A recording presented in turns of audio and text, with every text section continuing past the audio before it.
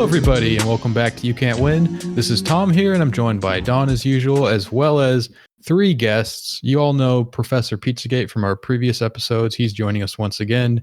We're also joined by John and Jerel. They're going to be here talking to us about the Wuhan coronavirus. So in a very generalized sense here, a lot of diseases spread due to several different factors. Like, for example, this disease here appears to spread without any human contact being necessary by like aerosol means, meaning that this could be like someone coughing or sneezing. Disease. You can have someone sneeze in a room and like come in and have the person leave and somehow contract it. And it also appears to be affecting like specific age groups more than others. It looks like it's affecting more people in like, their elder years, like 60, 80 years old, plus probably. And they seem to have obviously like a harder time dealing with the disease because their immune system is going to be more compromised as they get older, as they be impacted by more diseases as well. And another thing too, to kind of factor in as well, is the fact that this epidemic has spread because the Chinese government basically didn't really do that great of a job of actually containing it when they had a chance to in the beginning. So there's just like a lot of factors that make this a pretty tough disease or pathogen to kind of fight against. Okay. Do you know like how this would compare to the average epidemic, I guess? The average epidemic? Well, I mean, there really is no such thing as like an average epidemic. Everything really is like an epidemic in public health, to be honest. Like, for example, like how should I put this here? Like things like obesity, gun violence, those are epidemics because they take people out through means that are not natural, thus kind of putting them in that same class. So when you talk about an epidemic, you're really talking about like a lot of things. And as far as this disease is concerned, I wouldn't really say it's like a real epidemic just yet. I mean, to be very, very honest, I mean, it hasn't really killed as many people as like a normal flu season would.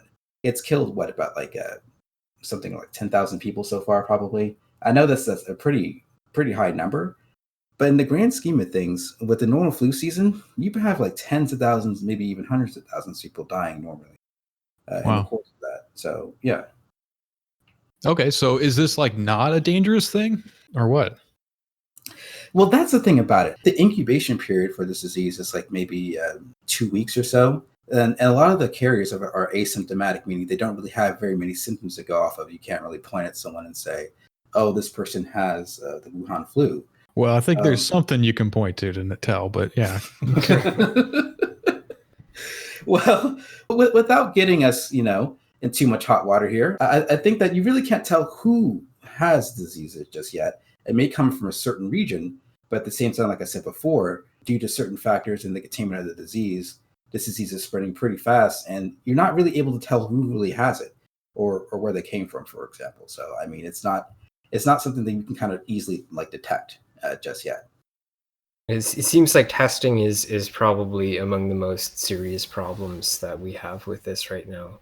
At least, the swab testing that they've been doing is failing 4 out of 5 times or something like that. And the CDC tests that were just distributed, apparently a bunch of the reagents were bad. So a whole bunch of those tests are compromised because of bad reagents, so they have to reship those out. And it seems like everyone's kind of at their testing capacity, so we don't even, in many cases, know that the infection or infected population numbers that we're getting are anything like accurate, because probably most nations' testing capacity is saturated at this point. One thing that I did want to mention, the most recent estimate that I've seen for latency periods says that the mean is probably around 4 days before symptoms. So like 4 days between infection and symptoms, but it could go as long as 24 plus days in rare cases. So you may have asymptomatic carriers who apparently now it does seem that there are reports of asymptomatic carriers infecting others. So yeah, that may be happening for quite some time in at least some patients. Okay, so that the fact that the numbers are kind of murky and we're not really sure how many people are infected, that seems to be a lot of the energy around the conspiracy theories that have been floating around seem to be kind of focused on stuff like that. Well, one of the things keeps getting brought up is I guess like Jerel was saying, the way that it can enter a population sort of incognito and hang out there for a while before you start to see suddenly people getting pretty severe pneumonia and then eventually dying, usually from multiple organ failure from the ravages of that. So that was one of the things people are saying, like, oh, because it's very secretive, so obviously this was engineered. Like someone I saw earlier was saying, like, oh yeah, the covering around the virus, they made it so that it knows exactly when to attack and when not to attack, which is obviously pretty silly, but that is kind of the buzz around this. It would be amazing if molecular biologists were that knowledgeable and competent. Like, we'd be so... I think it's just like, I think one of the major factors here is we're dealing with, like the point of origin is like China, right? And they aren't going to be as open and honest about what's going on internally. So of course they're probably going to, fudge the numbers, cook the books and everything. At least here in America, when it comes to this sort of thing, we have in the CDC what's called like a disease surveillance unit that basically aggregates data from around the country, and that they are able to kind of track the kind of spread of like certain pathogens and diseases, and they're able to kind of come up with responses based off of that and to make that information public. So when you're talking about something like this, being as transparent and honest as possible is one of the best ways you combat it. And when you have one party who has a major part in this that isn't doing that, it is obviously it's going to cause a lot of confusion and havoc. I mean, if only there was some way to kind of compel them to kind of tell us the real data that was going on with this, we'd be able to handle this much easier.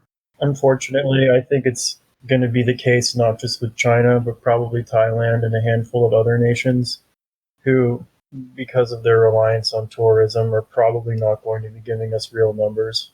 Mm. It's interesting to see that a lot of the epidemiological modeling that's being done in academia right now is relying on their basic estimates of the size of the Wuhan outbreak on the number of cases that were exported. So they're using people who came to Western countries on aircraft, as well as a whole bunch of data around air travel in Wuhan and the number of people who are in the Wuhan airport's catchment area and that kind of thing, to estimate the size of the Wuhan outbreak, rather than really making any reference to the internal Chinese numbers at all. Yeah. So that's pretty sketchy, I guess. That you can't really rely on that too much, I suppose. The models or the Chinese data? The models that we're kind of extrapolating from those export numbers. I mean, there's an extent to which we should, be careful when interpreting those models. What I would say about them is that there's been at least 4 or 5 different kinds of statistical models which have been applied to this problem now, and some of them are like fairly sophisticated. So there's a whole bunch of different kinds of data sets around travel and case reporting that seem to be pointing to much higher numbers for infections and probably for deaths than have been reported. I had just a basic question. I'm not I'm probably the least, maybe Tom is about the same, I'm not sure, but about like medical knowledge and stuff. So is like the standard expectation that this is just going to flow around the whole world, and like will it mutate along the way, eventually become, it might become something different, or like is it just contagious enough that it just keeps going around, or is it like just die out at a certain point, or is there like is there expectation that they'll be able to get like a vaccine or something like that into the population? Nobody knows. Honestly, it's nobody knows. Yeah. Like mutation, yes, mutation will occur and it will change over time. But in terms of like, is this going to be recurring disease that enters the repertoire of like seasonal diseases? Like, nobody knows. Yeah, we just don't have enough data to really go on to make that sort of a judgment call just yet. This disease has been going on for maybe a month and a half tops.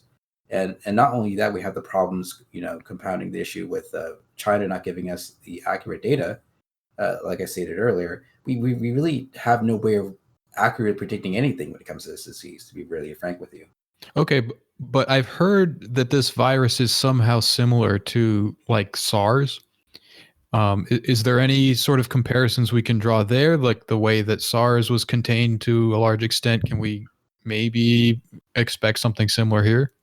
You would want to be, I guess, very careful in making comparisons with SARS. From what I'm able to tell, they want to do that a little bit when talking about like things that we haven't already seen with the COVID-19, I guess they're calling it now. Like, what will the effect be on children and so on? People were starting to say, well, SARS, the infections in children and infants with SARS were not as, the symptoms weren't as bad as in adults. And so there was some hope there that that might hold true for this one. But in terms of containment, the spread of SARS, if I'm remembering right, it was far, far less overall, whereas this seems to be spreading much faster. That's even by the official numbers. Like Yeah. the official Chinese numbers for COVID-19 are, in terms of the rate of increase of both infections and daily deaths, are much more significant than SARS at this point. Yeah. So if you're like, say you're not in the immediate zone of this and you're just kind of maybe out somewhere in the periphery, you like, how would you know that you had this instead of just a normal like flu or something? Like, would there be a certain point where you're like, this is like, how many days would it take you to sort of, in general, sort of figure out that this was like, is it just going to be extremely painful or somehow different, or is it just like basically might the not same ever thing? know. Yeah. Okay. Yeah, this is the thing is, so what most of the modelers are assuming right now is that the majority of cases are asymptomatic, or the symptoms are so marginal that the person never seeks or receives medical attention. So potentially this is spreading primarily through those kinds of people. And it's only the people who are, like older than 50, have some kind of compromised respiratory function, like they probably smoke, they're probably exposed to, Chinese air. And those are the people who are seeking medical attention and dying, from what we can tell, I think. If you had a severe case, though, from what I've seen of what they're passing around, I mean, they would rule out things like flu or bacterial pneumonia, and you would eventually, I assume, get a COVID-19 test, which would tell you, but it wouldn't really be, you wouldn't be able to distinguish severe pneumonia caused by one virus versus caused by this virus, as far as I've been able to tell. I had something like pneumonia. I had like a chest infection or something a few weeks ago. So my bet is that I've already had this, and I'm in the clear for the rest of my life. So that's my hope. Yeah. Maybe they'll derive the vaccine based off you, right? Yeah, sure. So there are now a couple of Chinese reports of reinfection, and the reinfected patients apparently are faring quite poorly. So it may not be that any given person actually gets immunity. Although apparently they are experimenting rather with transfers or transplants of plasma from infected patients to like newly infected patients to try to boost their immunity. And I think that was done marginally successfully with SARS. I can't remember. But there's, we're probably more likely to get that kind of treatment where you take an already infected patient's plasma and use it, rather than like an engineered vaccine from a major pharmaceutical company. That's kind of interesting because, like, you would think that if a person were able to successfully fight off a infection of this disease, right, that they would be granted some level of immunity to it. Even if the reinfection were to occur.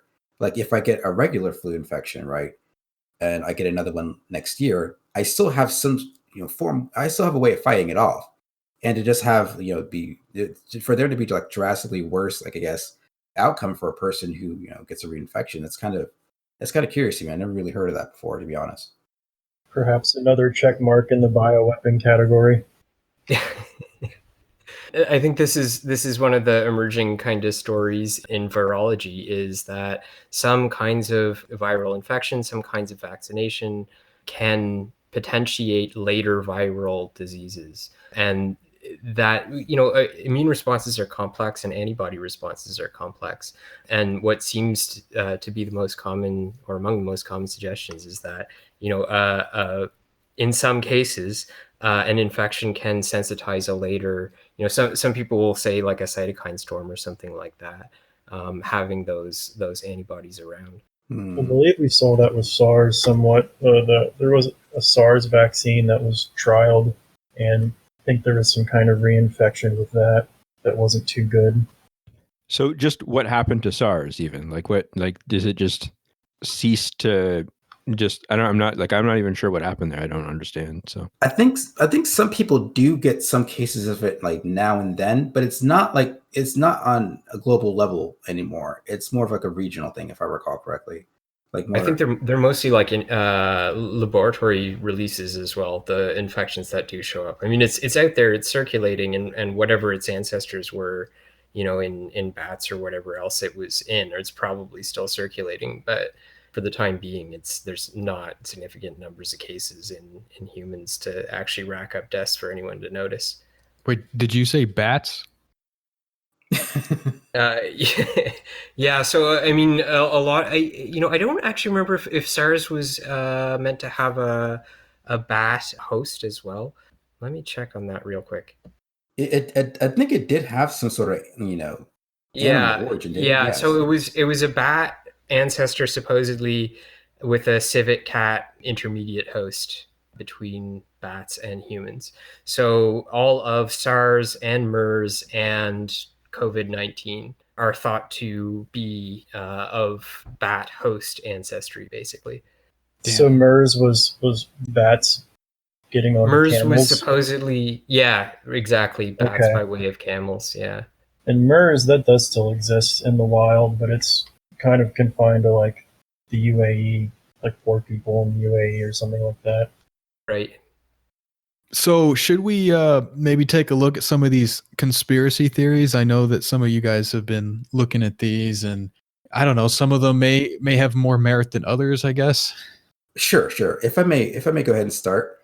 Sure. Anyone listening out there, please focus on my voice, my sonorous voice. Please do not drink bleach in order to rid yourself of this infection. Please, I'm begging you. I'm getting on my hands and knees right now. I have seen, because there are those people out there, those people who have these homemade remedies who believe that drinking bleach will make you healthier and rid you of toxins and this, that, and the other thing. I've seen people talk about drinking bleach as a response to this disease, and kind of healing yourself of it. I am begging you, stop drinking bleach. That's right. You gotta vape it. It's gotta go in your lungs. You can't drink it. Useless. Oh God. Oh. I've been amazed by the number of conspiracy theories, actually, and I mean, I was commenting to Tom before the show that this is probably like the most impressive variety of conspiracy theories in terms of like the amount of scientific evidence that is marshaled to support any of them. Like you'll get people posting like 15 different PubMed links, talking about ACE2 receptors in this conspiracy theory around it being an Asian-specific bioweapon released by the US or something like this. And it actually takes a while to get through, all of the links and be like, okay, that's why this is like a silly thing, right? But yeah, it's pretty impressive. Yeah, I mean, I think people are pretty well trained now I think they started off with like FBI crime statistics, and then they got Epstein killed, and now they're like they know what how to. What sort of FBI crime statistics, Tom? I'm curious. What are they?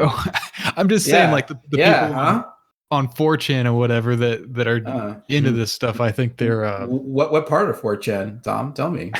I don't know, Jerel, a poll or something. Interesting. But yeah, I mean, I remember one of the first ones I saw when in relation to this was there was some guy that had like a Google Maps of the area, and it was talking about the relation of some sort of bioweapons lab to one of the food markets where this was supposed to have started at. I guess they were selling like some sort of rabid animals, and it like literally, like all the hairs in the back of my neck like stood up when I saw that. I was just like, oh God, I'm going to die because some Chinese guy like accidentally dropped the bat and is, soup or something. Like, and like went back to work at the bioweapons lab and like dropped the vial in his hand and broke it or something. Like, I mean, there was a lot of that stuff, especially circulating about like the different virologists who were associated with the Wuhan Institute of Virology, and like all this like kind of suspicious stuff that was going on. The ones that were dismissed from the Canadian lab for improperly handling samples or probably stealing them, etc. Was that one kind of them of thing. a bodybuilder? I don't know. No, listen, I will not listen.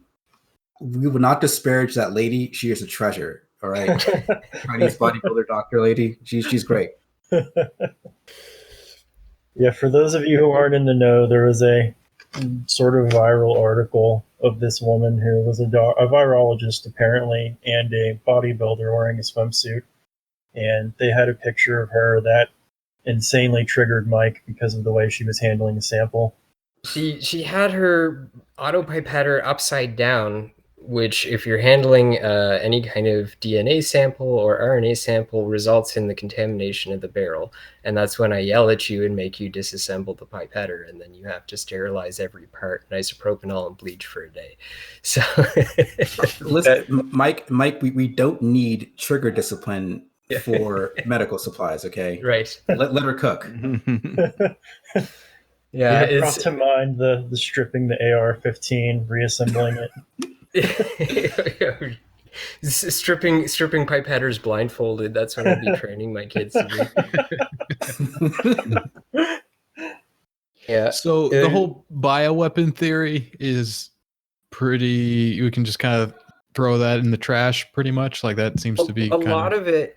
A lot of it is this kind of like guilt by association stuff. And I mean, the reason that I throw most of that stuff out immediately is because anyone working with infectious diseases smuggles samples and steals from labs, because the actual, by the book regulatory procedures for importing, let's say something I may or may not have personal knowledge of, E. coli samples from Japan to Canada.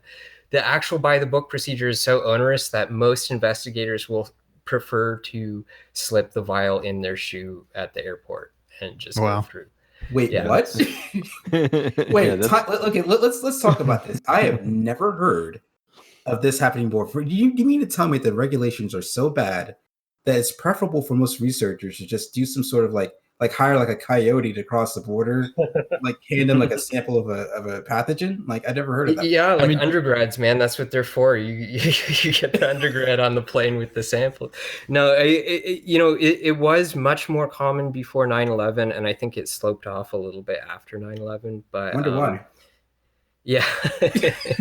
Yeah, I mean, I worked on pathogenic E. coli for a while, and some of the stuff that we were doing, I know that it was innocent and that nobody in that lab was involved with bioweapons research, but like we had an Iranian guy who was doing work on the gain of function experiments, basically on toxins produced by pathogenic E. coli. And, if you told me, oh, there's an Iranian guy doing gain of function experiments on pathogenic E. coli, I'd be like, oh, that guy's definitely he's a spy, he's a bioweapons researcher, whatever. But I worked with the guy. He was way too poor to be a bioweapons researcher. I mean, he was just scraping by. He was a nice guy who was doing some weird research. And I think that, in most cases, basically what's happening is that kind of thing. There's a total disregard for biosafety regulation when it comes to material transfer agreements are like so onerous these days. I mean, you can't even get fish from the States half the time because they say it's, like aquarium fish for experiments. They won't let you take them in because they're a foreign species and all the rest of this stuff. So people are smuggling fish. They're smuggling zebrafish across the American border. It's ridiculous. What in the hell? Yep. So have you not seen anything, I guess, that's not like guilt by association? Did you do any of the analyses that you were thinking about where you'd be able to tell, like, is this spurious, this connection? So I was actually saved the effort of doing work, thank God, by a group out of the Department of Computational Medicine and Bioinformatics at the University of Michigan. And they looked at, I think, the two most significant bioweapons theories, which were the Indian paper that was published almost like right away, talking about an engineered like HIV chimera spike protein, as well as well, this was sort of inadvertent. They were actually addressing. So there was this paper going around saying that there was a likely intermediate host that was a snake, and so they wanted to address that, but they did it by looking at codon usage, which is a little bit hard to explain. But basically, the genetic code consists of triplets, and those are called codons. And triplets can arbitrarily code for different amino acids. So each organism has a slightly different distribution of triplets that it uses to code for proteins. And people were saying, okay, if the viral codon distribution is similar to a host codon distribution, it means the virus is from that host, because it would be optimized for that host during its time of residency in the host. And basically there's no evidence that that happens at all. Like, viral codon usage is not optimized for hosts, as far as statistical analyses will tell you. So one thing that people said was that the virus was optimized for human codon use, and the idea being that like human ribosomes are going to ultra efficiently process the viral genes. And that's not true. At least the sequence that was released for the Wuhan virus, which seems to be correct, I mean, it seems to be what's actually circulating, is much closer to like frog codon usage. So unless they're engineering weapons against frogs, then probably Or the French. not. As far as the HIV thing goes, I mean, basically what the Indian group was claiming was that, so there are a couple of stretches in the spike protein that are, I think, about 12 residues long, maybe even shorter than that. Yeah, closer to 9, that bear some similarity to HIV sequence. And the idea that they were presenting was that these 4 inserts, they called them, come together in some way to form a novel binding site that's like super potent for the ACE2 receptor that this virus binds to. And that seems not to be the case. So the group that I mentioned did protein folding simulation for the entire spike protein, and showed that the relevant sequences are outside of the domain that's predicted to interact with the receptor, and probably have no real function with respect to viral potency at all. The other thing that they mentioned was that there has been a new bat coronavirus sample submitted to the sequence database in January. And so the conspiracy about that is, okay, well, they submitted it in January to cover their tracks, whatever, but there are not that many bat coronavirus sequences. There are like 20 out there. So the addition of this one seems to pretty conclusively show that this is just a stock bat coronavirus. There's no real sign of engineering there. Whether or not it came out of a lab or a wet market. I completely buy the idea that this was an accidental release out of a lab. I mean, there's just a paper preprint put up pointing out that the Wuhan Center for Disease Control has an active bat coronavirus research site that's 280 meters from that seafood market. That seems like a bad place to be selling fish, you know? Well, if we're lucky, it's fish. I don't know. But Yeah. Something that's just like somebody with a net in a sewer somewhere just trying to catch whatever passes by. Bats were not sold there, allegedly. That's what we do know about it. Yeah, okay. I think one of the most important things, though, that we have to kind of hope that the government or any of our respective national governments do is formulate some sort of plan going forward, I guess, disseminating correct information about how people should, like, sanitize themselves, what to do if they do show any symptoms, what to do if they're feeling nauseous, ill, some sort of quarantine measures that are actually more publicly available, some sort of maybe like a ban on travel from certain countries. Like eventually we were going to have something like that in order to combat this if this does get more serious. And I really hope that we actually end up implementing that, sooner than later. Well, starting today, it seems like anyone who has the flu in San Francisco, LA, Chicago, Seattle, and New York will be undergoing testing for COVID-19 as part of an early warning system that they're rolling out. So I guess we'll see if that catches something.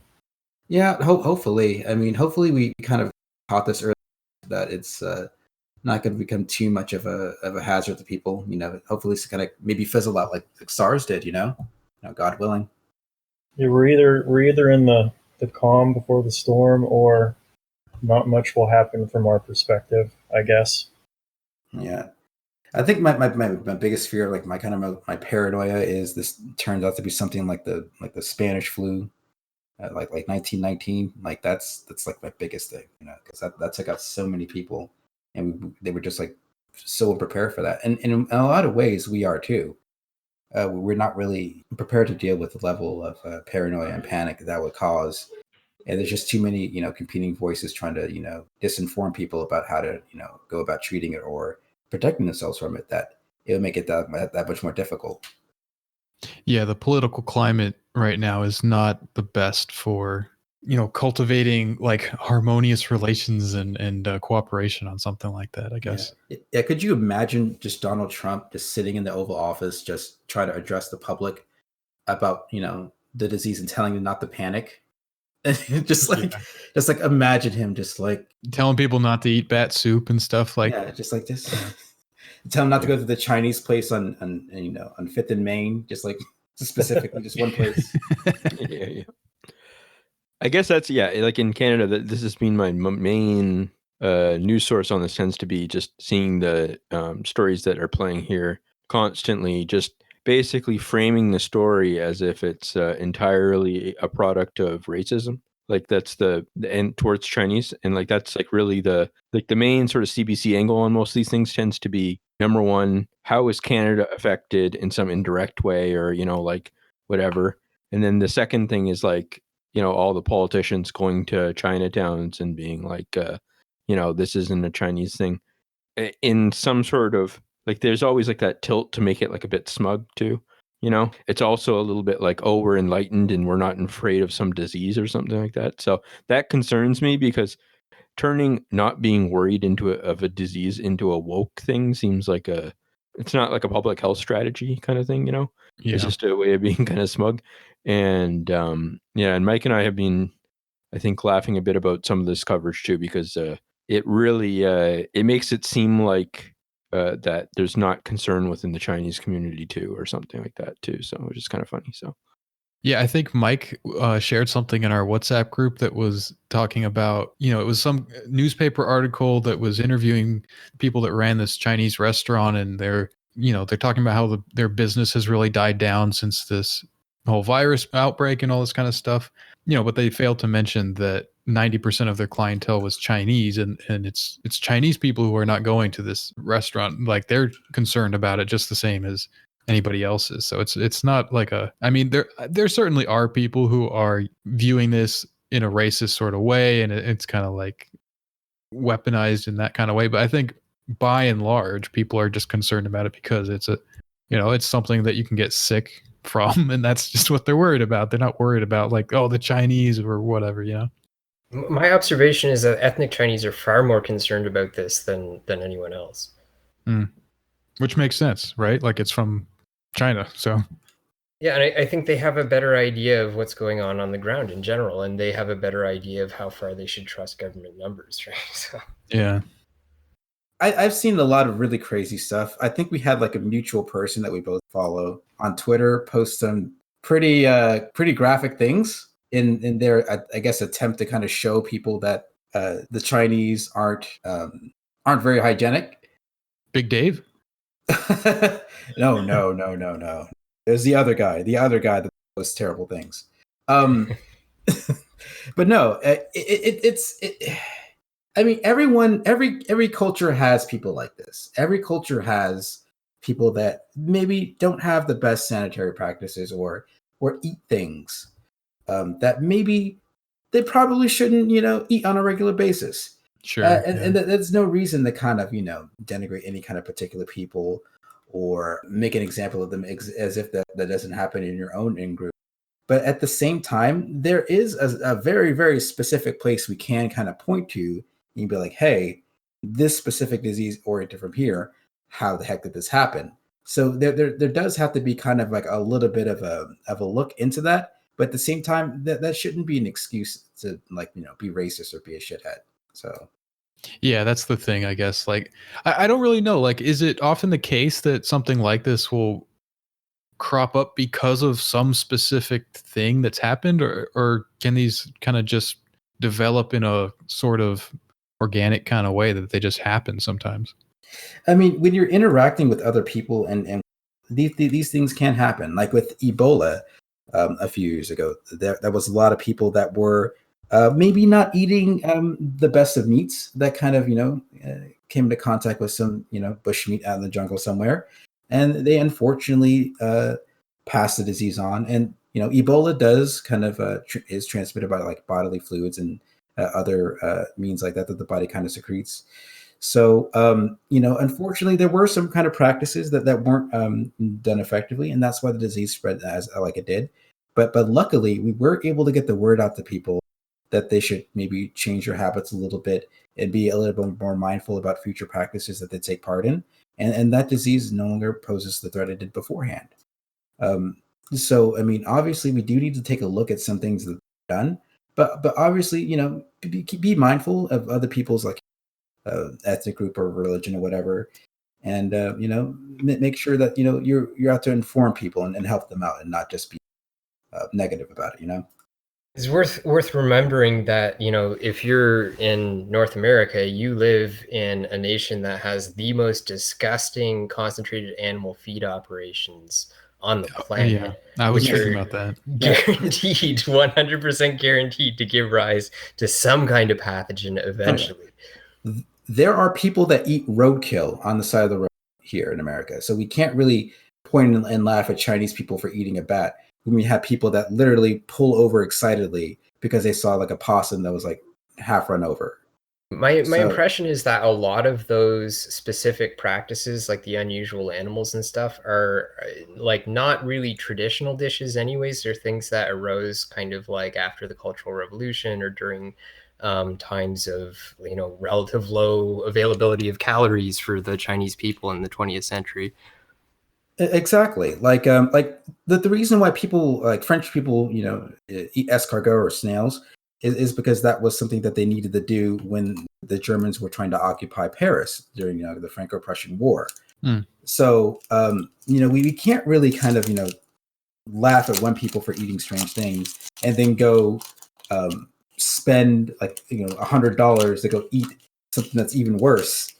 Because somebody else kind of glorified it and made it like their national cuisine out of like a necessity 250 years ago or whatever. So, yeah, I mean, and I think Mike was talking about the factory farms and stuff. Like we have outbreaks of all kinds of different things all the time.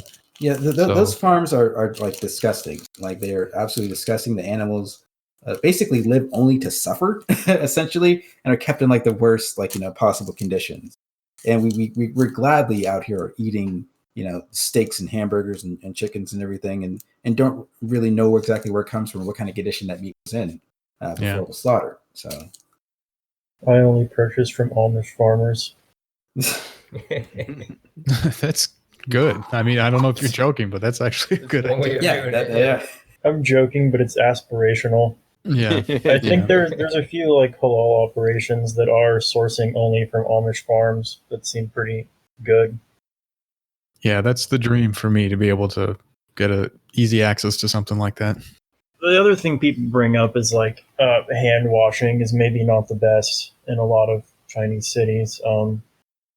Things like, I guess, a penchant for spitting or whatever is also brought up pretty often.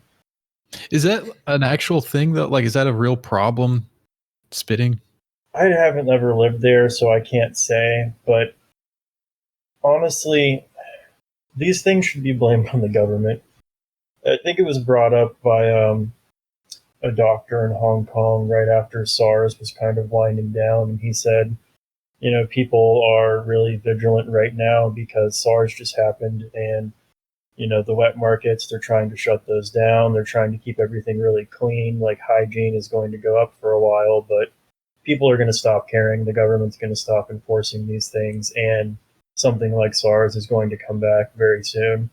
And that clip was circulating as this stuff started up, and I think usually that's the best culprit because I mean, people are going to do what they're going to do, and you could blame them for that, but usually these sorts of things are in the hands of the people who can disseminate better practices, kind of like Jerel's saying. Yeah. Another point to that to add to what you just said is like, in a lot of Asian countries, smoking is treated very nonchalantly, right? But over time, smoking cigarettes for like a very long period of time can leave you compromised, can lead to other knock-on health effects. So having like a huge population that just like indulges in smoking like this with a disease that directly affects your respiratory system is a recipe for disaster. Like I don't think anybody's really kind of focused on that before. I haven't really heard anybody talking about that. But like the amount of, I don't want to kind of stereotype, but the amount of Asian people I've seen kind of smoking and just treating like whatever. I started smoking when I was 12 years old. Who cares? Like it's nothing. That's going to kind of impact things with this, not only just this disease but with other diseases as well, like long term too. So I would really be curious to see someone kind of look into that kind of aspect of it. So Don, did you smoke when you lived in China? No, but just a few things about that is, one, we talked about air quality briefly earlier, and yeah, I mean, when I was walking around Shanghai afterwards, I'd get home and maybe cough a bit or something, and just like black junk would come out of my nose, kind of thing, right? Just from being around in the city where it's just, and I didn't really notice it when I was out and about, right? I mean, I was probably at the peak of my lifetime health at that time. I was in my mid-20s or something. So, I was in a pretty good position to take that kind of beating, but like it really does affect you. And the other thing I noticed is that it is one of those things where it was spinning and stuff. That is very common. And it was funny because at the time, I mean, it's hard because it was 2005. So I know that there was like a campaign on at the time that was about like, I think it was called like socialist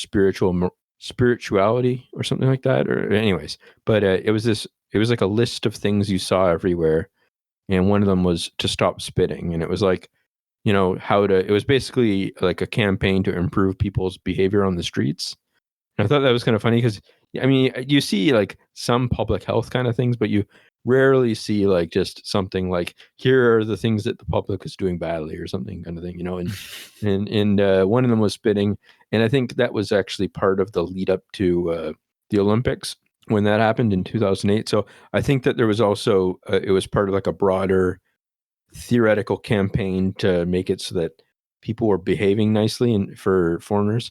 The other thing that's sort of related to that is that there is a different, I mean, parts of the city were impeccably clean, like almost like incredibly clean, but a lot of the places that are like crowded or whatever are just, they're just filthy in a lot of ways. But like one of the things that's different there, I think, than here is that like a lot of times kids will walk around with pants that are just basically open so that they can just go to the washroom whenever they want.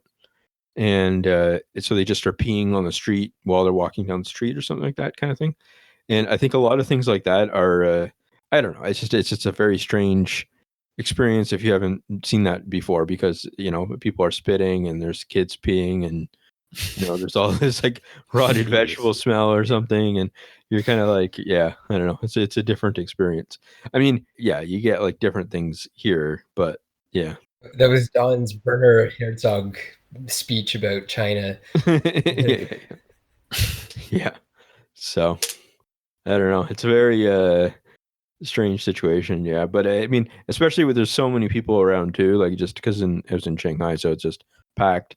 And it really does feel like, the future or something. Like you're just you're in a cutting edge place or something, because it's just a mass of everything around you with like high technology and all that and stuff. So yeah.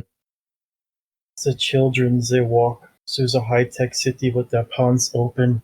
It is horrifying. Yeah, that kind of reminds me of something that happened to me recently. I was waiting for a train, and train pulls up, but it's not the line that I want to get on. It's a different line. And between two cars, there's a guy standing like on the chains between them. And he's got a Black and Mild in his mouth, and he looks like he's kind of like a hobo kind of a guy or something like that. He's got this smirk on his face, and I think like, oh, he's being cheeky, you know, smoking his cigar while on the train, you know, like, look at this like clever guy or whatever. And then he's like, sorry guys, there's two other people standing around me waiting for their train. And I'm like, okay. And I start to see this like something reflecting in the light around his knees, and it's a liquid that's starting to sprinkle down. And I realize that he's got his dick out and he's just peeing on the ground while he's in between these cars. And I don't know, just reminded of that when you were talking about China. Like, Yeah. people piss everywhere you go, all over the world. Yeah. People are pissing on the Yeah. ground. Yeah. I mean, if it seems like that's not like, it's one of those things where I think that like if humanity ever did get wiped out in a virus or something like that, it's one of those things where it's like the same for like nuclear war or any other kind of total destruction. It's like we wouldn't really have much to complain about afterwards, would we? You know what I mean? Like we'd be like, okay, well, people like I don't know, God would be like, you know, pointing out something like, remember when you did this and this and this and this, and you'd be like, okay, well, yeah, I guess so. I see what happened there. Yeah. There is a hadith about someone being punished for being like not careful about urine on his clothing. Like that's something that people will be punished for. Yeah. Like that was specific enough, like that to be pointed out. Like, guys, don't pee on yourselves. That's not God doesn't like this. Years ago, I heard one that was like the prophet and some people were walking by these two graves, and the prophet stops and says they're like being tormented right now. And then his companions are like, whoa, why? And he's like, because they weren't careful about urine falling onto their garments. Right. That's and the ever one. since then, I've been like obsessed. Like, oh my God, did it fall? Oh no. Yeah, I literally ever since I heard that, like I spend a little extra time making sure every little sprinkle is gone before it's not worth it. Yeah, which is the whole point of those things, you know. It worked. Yeah. After Yasser Arafat died, they reported that there was like some type of radioactive isotope found in like urine stains in his underwear, and like this, they're talking about like how he's probably poisoned, right? But I couldn't stop thinking about how like he didn't make his stinja properly after he went to the bathroom. It just became this like obsession. I don't know. All right, guys. So I guess just to like summarize what we've figured out here is that the Chinese government is wrong. The conspiracy theorists are wrong. The racists are wrong. And probably the general like medical establishment that's extrapolating these numbers are wrong. So Yes. we just don't really know anything about this, basically. No one knows anything at all whatsoever about this. Yeah. Like I think I'm personally more inclined to trust some of the modelers who are working in academia and they don't really have any incentive to push a catastrophe narrative because the cost of being wrong on it is so great. And you know, the general sense of the most credible sources that I can find anyway is that things are much worse than what the Chinese government is saying. And a lot of that has to do with testing, and you know whatever is going on is more significant than anyone has suggested so far, at least in official circles. Yeah, what I've basically sort of been seeing play out was you see the beginning of the virus starting to spread, and you immediately see a sort of like evil global like Davos empire people start to say, don't worry about it, like this is nothing. the Chinese are sort of overreacting. They're like babies. Like, we just need to keep the trade and supply lines open.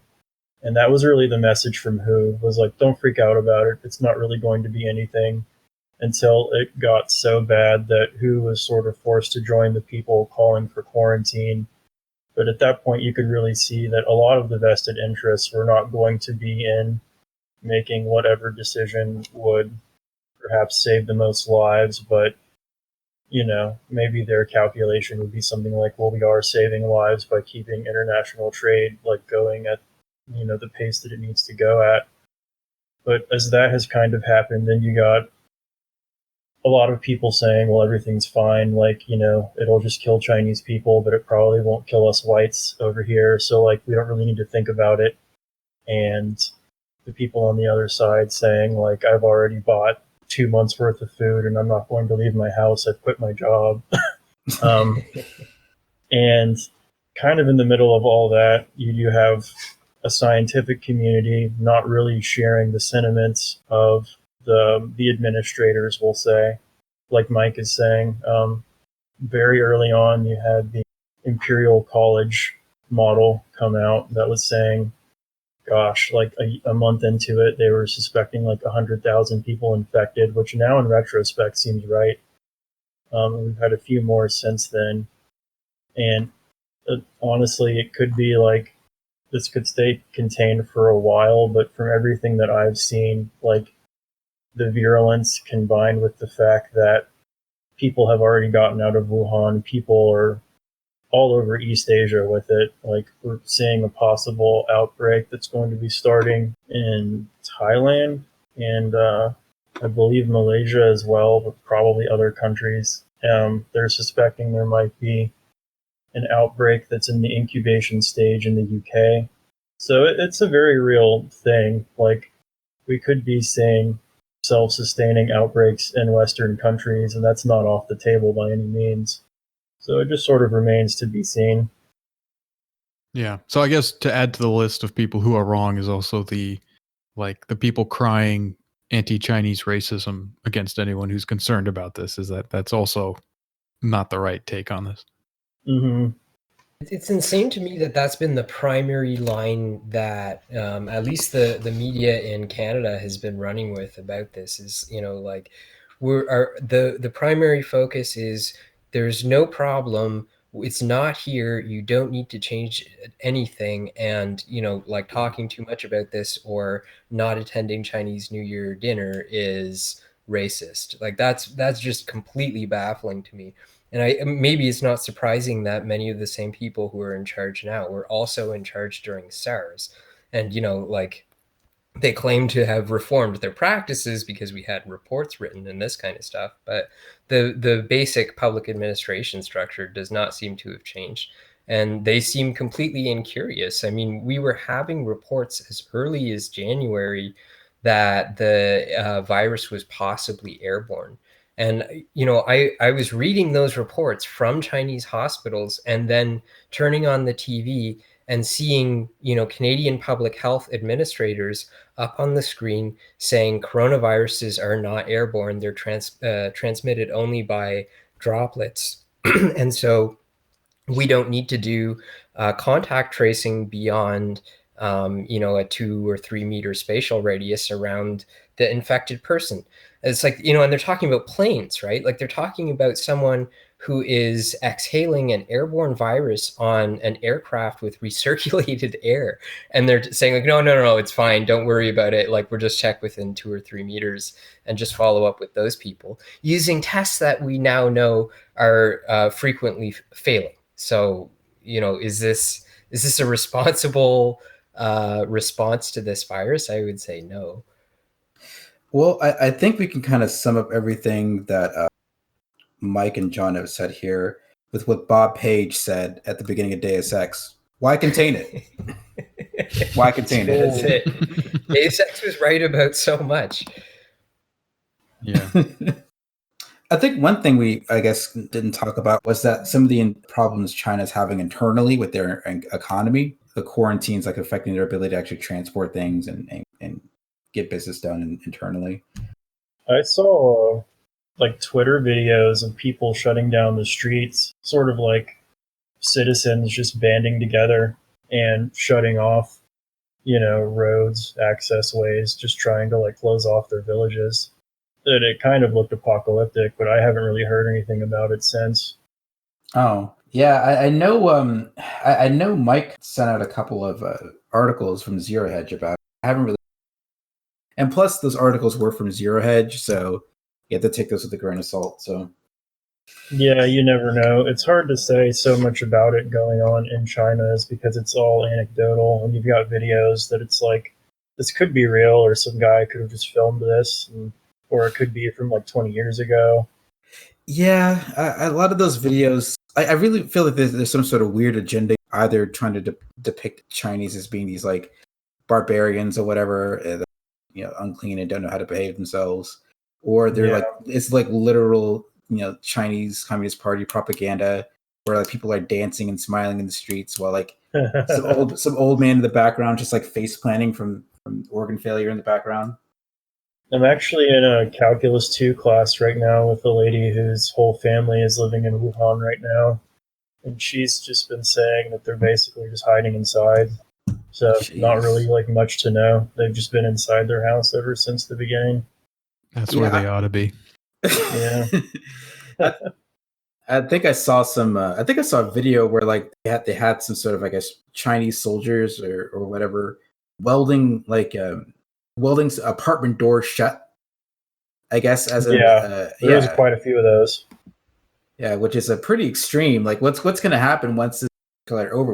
It's going to systematically back to those apartments and do it. I mean, or like, did they have some sort of system of keeping track of who's in the apartment, who's not in there? I mean, no, there's no system. Yeah, I was worried about those people because it's like, how are they going to eat if someone forgets to bring them food?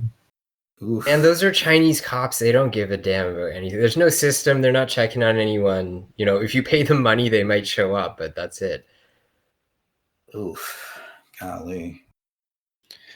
Okay, so let's go to the questions here. Let's start off with this one, especially with Mike here. I think this will be a good one.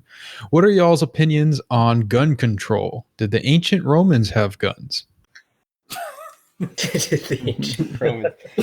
I believe the ancient Romans had guns as well as steam power, railways, all that good stuff. Time travel.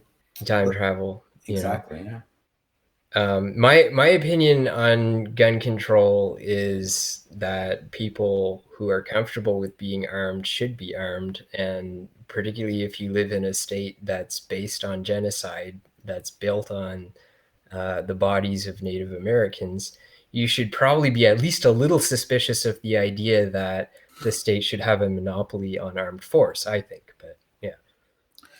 Yeah, I'm from Texas, so draw your conclusions from that. So you're a pretty typical Texan as far as this stuff goes? I mean, listen, like, as far as I'm concerned, they're tools. Yes, they're tools that have a specific purpose, but they're tools nonetheless. Mm-hmm. The real problem is with like the wielder of that tool. I mean, you could be like, you can ban guns all you want. The people that are going to want to hurt people will get them. So it doesn't make sense to kind of limit people's use of something that they can use to protect themselves. And plus, the state has no authority to tell me what to do with my own time and money. So I think that I should have the legal right to protect myself with whatever means I feel necessary. All right, so that's 2 for the pro-gun side. Any conflicting opinions here? Or are we all on board, basically? I'm pretty neutral. I don't really care. I've always been kind of skeptical of the practicality of any proposed policy that would ban guns or remove them. I mean, historically, most bans on guns were just sales bonanzas for those guns before the ban happened, to get as much as they could on the market. And then all those pre-ban guns would then circulate for the next few years, rising in price. And it didn't really seem to get them off the streets. And I really am skeptical of the idea that people are going to march into people's homes and do like we're seizing everything that's not legal anymore move. It just doesn't seem reasonable. No, not in the United States at all. There are way too many. Canada, maybe. Oh yeah, you're a lost cause. I'm sorry. I hate to say this. You guys have like President Blackface leading you. There's no. We should set up an asylum system for true red-blooded Canadians. Yeah. There are actually like a lot of guns in Canada, like just like millions wise, but they're all like in Mike's basement. Yeah, well, it's part of it, but there's also a lot of them are like hunting rifles or stuff like that. Like I think it's I don't know. That was one of the things that got hunting rifles too. Yeah. Yeah. So for me, I would say that like out of like a million possible worlds of me owning guns, maybe there's like a few hundred where it ended up a positive outcome for me, kind of thing. In any way, kind of thing. Like I feel like there's so many possible worlds where I screw up somehow with them or whatever, or just whatever, that I feel like I am glad that gun control, in at least in theory, would stop me from having one, because I'm just not. I like most people think that the law is not there to protect themselves; it's just to protect them from other people, or whatever. I'm not like that. I think that the law helps me a lot on these things, kind of thing. I don't know, because it would not be good for me to be around one or whatever. It just seems like a dangerous thing. And I'm still iffy on like if I should be allowed to have a car even. So I think that this is that's kind of I don't know. But if need be, like if there's some sort of war against the state or something like that, whatever, then I think I would even lean against just surrendering pretty quickly, like just letting them plug in whatever it is that's gonna, like the barcode that they can scan that is gonna like let them control my life, whatever. I just go for it, because I don't got a lot going on, so yeah, that's fine. Just to play devil's advocate here, what about the argument for gun control from the idea that with like mass shootings, school shootings, stuff like that, that it might help reduce the number of those events happening? Unless there's some sort of, I guess, dedicated, solution to maybe, interpersonal problems or bullying, that's not going to work. No, not at all.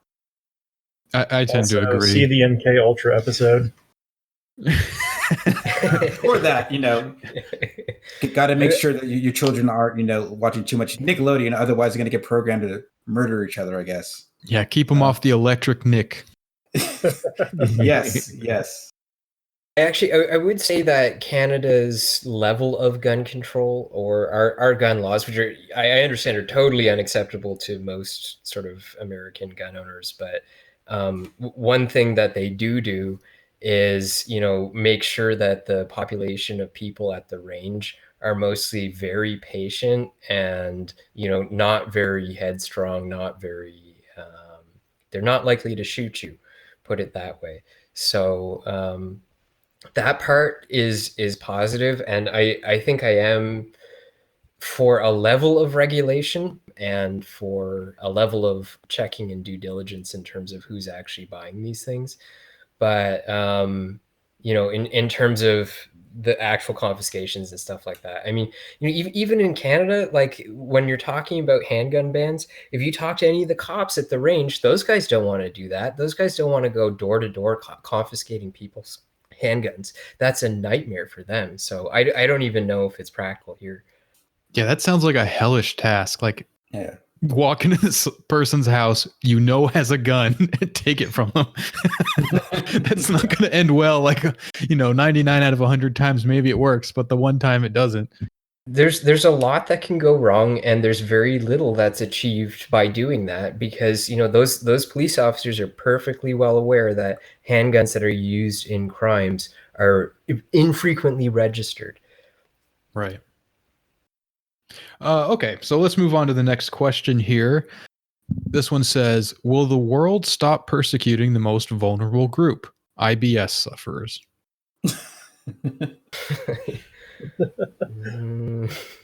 I don't know how much persecution there is against IBS people. What's going on there? Do you guys know, with your medical expertise and all that? I guess they due to certain factors in their biology, they're incapable of not shitting themselves. So Sometimes that can cause some sort of wacky circumstance. Maybe that's it. I never really heard of anybody being persecuted purely because they have IBS. So Was that not I like a think. really popular self-diagnosis for a while? Like a Yeah. gluten allergy type of thing. It's like the Redditor version of Lyme disease. I was always under the impression that your doctor just said you had it when they really couldn't diagnose you with anything else, and they just needed a term to, end the diagnostic crisis. Yeah, you've got some kind of gut trouble, and they're just calling it something. Yeah. Yeah.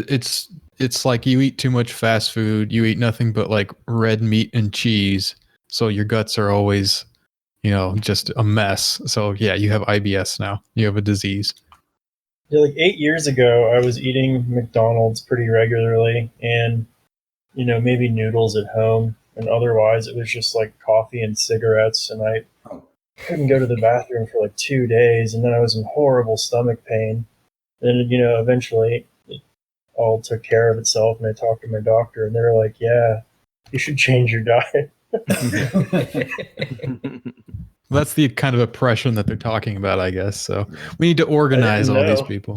Yeah, I've actually noticed that public washrooms have gotten a lot better in quality. It seems like in the last 10 years in Canada, and I think that like we have to, attribute that to IBS sufferers and things like that, like people getting fatter over time and things like that. I certainly did, and then there's like that's the reward we get now is that they've improved that one public space based on the obesity crisis.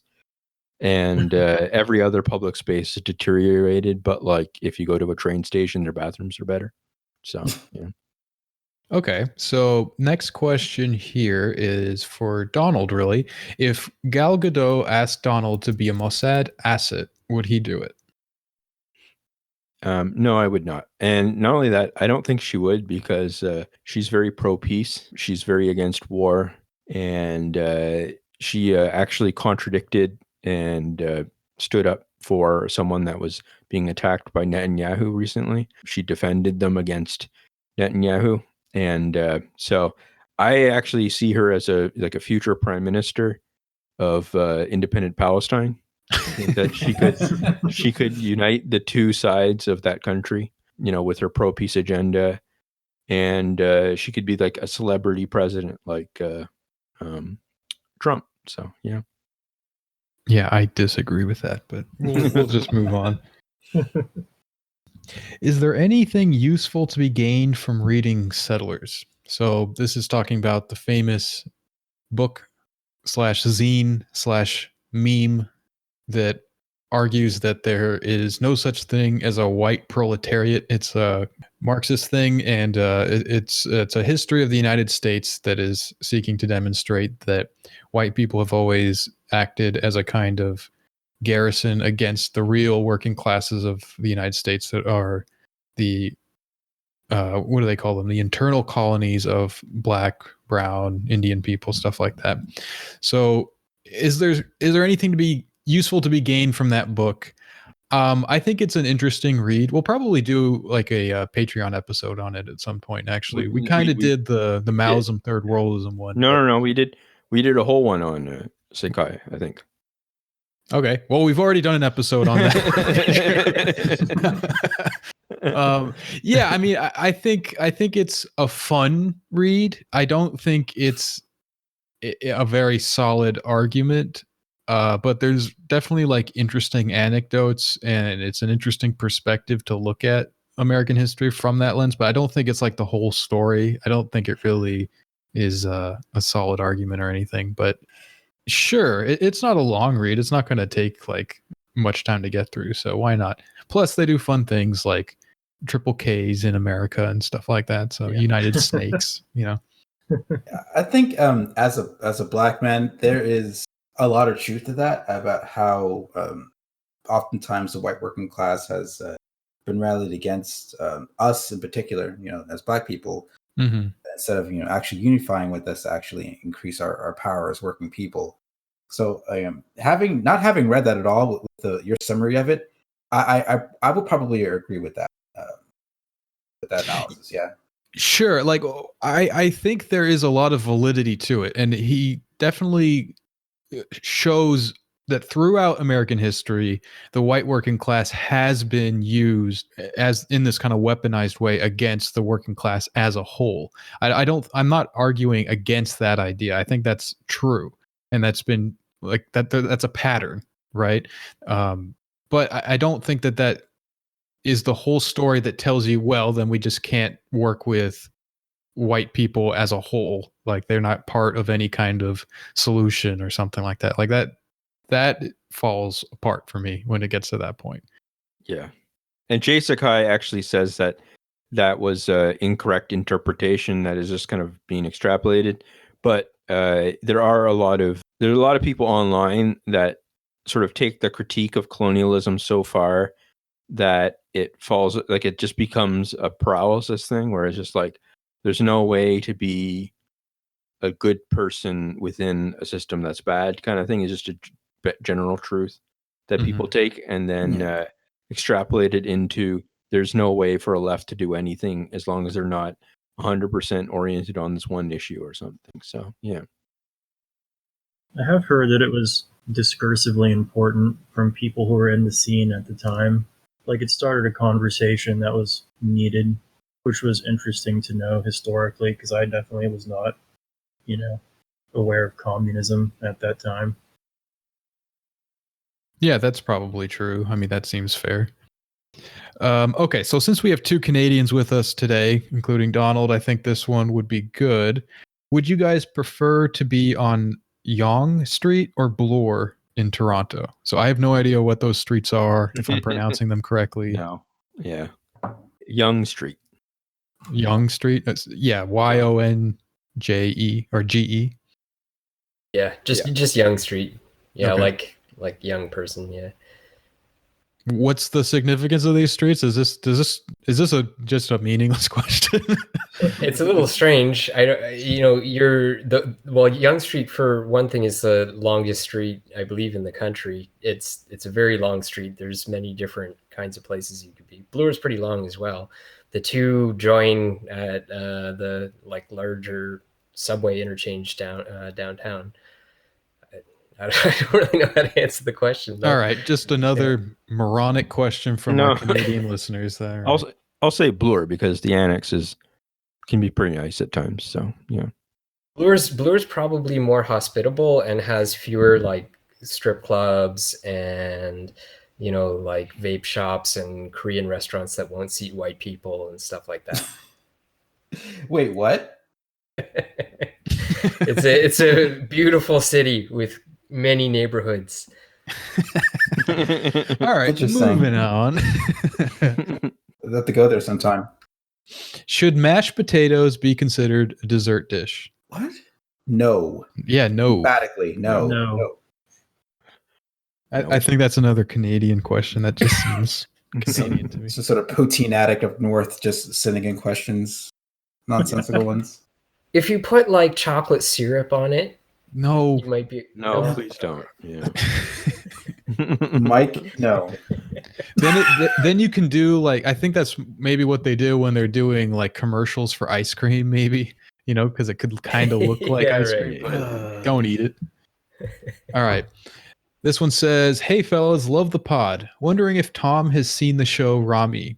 It's pretty thoughtful at times, but the main character is a little pathetic. An interesting look at rediscovering Islam and faith in a broader sense as a young person in the modern age. Cheers from Iowa." I haven't seen this show. Have any of you guys seen the show Rami? No. Okay. It looks a little obnoxious to me. Like the guy saying the character seems pathetic.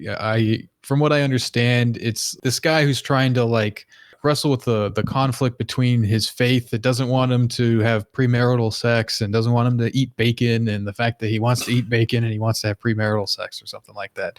And it's one of those kind of shows. I don't know. It doesn't seem that interesting to me, though. I have heard from a fair number of people that no, it's actually good. You should watch it. But I get told that a lot, and it never turns out to be true. So I just haven't done it. Maybe I'll check it out one day. Though that being said, I have seen Rami do a stand-up thing just a few minutes, and it wasn't bad. It didn't amaze me, but it wasn't bad. I don't know. I get a little bit tired of that trope of like, oh, it's so hard to be Muslim when there's bacon everywhere. It's just kind of like, just relax, people. There are two wolves inside of you. One wants bacon. Oh. All right.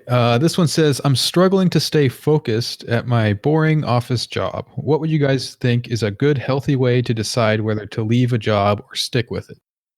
How much do you need the money? Yeah. That's frankly, I mean, like if it's that bad that you're thinking about leaving it just because it's boring, well, I don't know. I mean, like do you need to stick with it? It's not like the best time ever to leave your job right now, I guess. Like if it's stable, then I mean, if your job is really that, and I've been there before, sometimes it really is probably the best option to leave it. But like Mike said, that's really kind of dependent on whether or not you can afford to actually leave. So if you can afford to leave, you could take a couple months off and do some job searching. If you already have something lined up, go ahead, quit on Monday. Yeah. It's probably using the pain of that job to sort of fuel the next job search. Because I always did it the other way, where I would just quit the job and be like, well, if I run out of money, I guess I'll just go back to my parents' house. But in retrospect, it would have been better for me to try and have something else. Yeah, like a responsible thing to do is to always be shopping around, just periodically shop around and see what your options are and then just weigh your options. I always kind of think about it like you just see what your available options are and you take your best choice. If that means sticking with the job you have, even though it sucks, well, if it's your best choice, then it's going to suck less than not having a job or going to a worse job.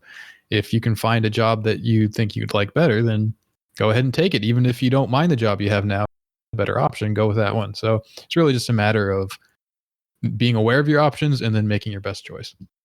When I worked in an office, I would often read PDFs on my computer instead of doing work, so that's an option. So I would say my general policy on this would be just quit now and don't worry about money. Ride the rails, become like a hobo, and pull little scams on people if you need to. Find ways of making money, because working for the man is not going to work out in the end. So, yeah. All right. Another one here. It says, is trolling an art? I would say it is not an art. It is a disease. No, I think it can be done artfully, I guess. If you just, if you're trying to pull like some sort of joke or gag on someone and it's like really subtle, sometimes it can kind of cross that barrier into some sort of like, I guess, performance art. Yeah, I mean, I think if anyone is a trolling artist, it's going to be Donald here. Oh yeah, definitely. I think it is the highest art, and I think that they should start. There's like a UNESCO recognized artist thing, and then you can get like a lifetime pension from, I think it's like Norway or something. They give like a lifetime income to anyone that is like a UNESCO recognized artist, and I feel like I should get that and verified on Twitter. So those are my two goals for this year: is to get I agree. UNESCO verified and Twitter verified. So yeah, I subscribe to Kantbot's theory that the history of Western literature is the history of trolling. I mean, that's not too far from what Deleuze says, that like the history of philosophy is just something about buggering the last guy or something like that. Oh yeah, making a bastard out of his work or something like that. Yeah. Do you believe in ghosts? Are ghosts canon in Christianity or Islam? Any ghost believers here? It depends what you mean. Yeah. I know Jerel believes in ghosts. Oh, yeah, I'm going to tell you exactly why I believe. So, years ago, like 20 years ago, I was living, with my family, and with my grandmother, and she, passed away in our house, right? So she passed away in like one of the living rooms upstairs. Everything was really sad. It was bad, right? Then a couple of years later, right, I am washing dishes. I'm washing dishes. I'm drying up a cup. I set it on the counter, and I get another cup and grab it. And when I look over to set the other cup down that I had in my hand, the cup that I put down previously moves away from me 2 inches. And I set the glass I had in my head down, and I backed out of the room. So yes, I do believe that ghosts exists. Yep. And I trust Jerel, so I believe that ghosts exist now. So Yeah. One time I rented a room in a house where someone had just died in it. I think they overdosed on something, and there was actually like blood that he had like spit up on the floor that had stained the wood. And I didn't notice anything. Nothing bad happened to me. It was really damn cold. The heating didn't work in that particular room, so it was like 45 degrees in there. But besides that, no ghosts. So I don't know. I haven't seen them. I don't have a reason to believe them except for Gerald's testimony, really.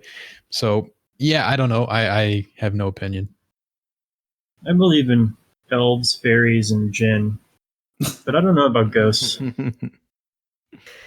Ghosts are kind of like they could be canonical in Islam if you take the reports about people, interacting in various ways with the world from the grave as being like ghost phenomenon, right? Like because people in Barzakh reportedly can like appear in people's dreams and have various kinds of interactions with the living world. So you could say that's like the Islamic equivalent, I guess, of ghosts. I saw that in Imam al-Haddad's biography. Apparently, when he was very young, he saw a dead man in a cemetery who was, I believe, a saint. And it was just sort of like, yeah, that was like a regular Tuesday for him. Wow. Yeah, I mean, I guess I believe that there are like psychic phenomena that have some sort of thing that we could call a personality or some kind of like coherent identity in the way that we might think of a ghost having something like that. So I don't know. It really, yeah, like you were saying, Mike, it kind of comes down to how you define these things. It could also be aliens, jinn. There's a lot of possibilities for your weird phenomena. Oh yeah, we really need to have like an episode like just general spooky things one day. Yeah. Have you guys already done that yet, or is maybe potentially? No, not yet. That sounds like a good Halloween episode or something. Yeah, There you go. Mike and I have had many long nights just talking about jinn possibilities.